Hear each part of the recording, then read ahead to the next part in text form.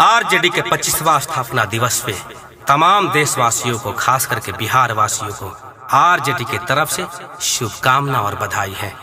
लालू जी ने जिस सामाजिक लड़ाई को लड़ते रह गए, उसी सामाजिक न्याय की लड़ाई को तेजस्वी यादव ने लड़ रहे हैं, क्योंकि लालू यादव का आदेश है, राबड़ी जी का आदेश है कि इस लड़ाई को बंद नहीं करना है। आप लोग देश का दशा तो देख ही रहे हैं। तेल 100 पार कर गया, कड़वा तेल 200 पार कर गया, महंगाई अपने चरम सीमा पे है, गरीब कराह रहा है, ना बढ़िया से सिंचाई हो रहा है, ना बढ़िया से पढ़ाई हो रहा है, रोजगार तो चौपट हो ही गया है, केवल लोग खाने के लिए तरस रहे हैं। वाह रे सरकार वाह।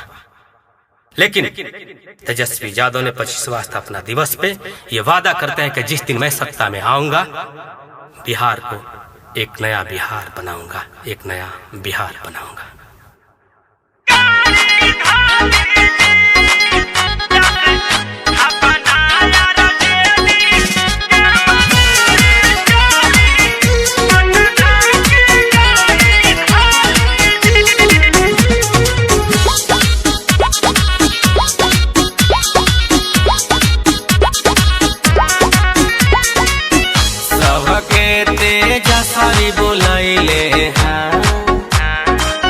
लालू चाचा याद कैले हाँ, सबके तेजा सारी बुलैले हाँ, लालू चाचा याद कैले हाँ। पूरा भइल 25 साल खुशी कली जी, अपना आरजेडी के मनावे चली,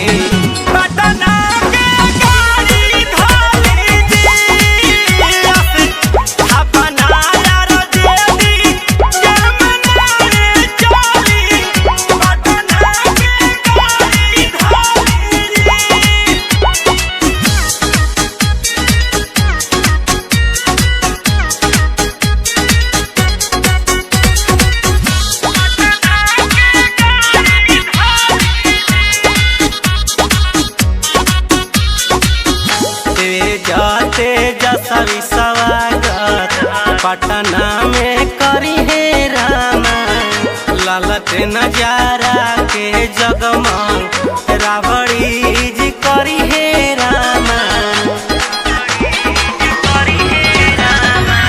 पटना में मनी आशा था पाना तो सबके बधाई मिली हो, पूरा भइल 25 साल सबका के खुशी में मिठाई मिली हो।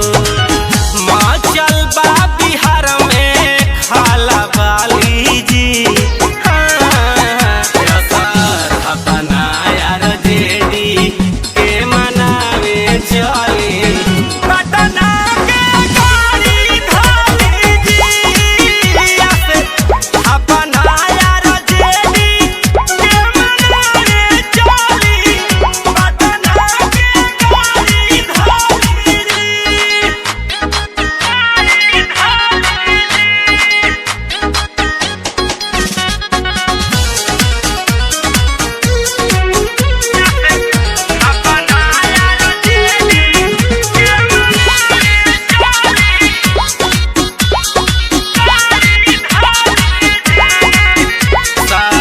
माजी की नय के लड़ैया बंद नाही होई है रामा, राज आई तेजस्वी के केहू नाही रोई है रामा, केहू नाही रोई है रामा।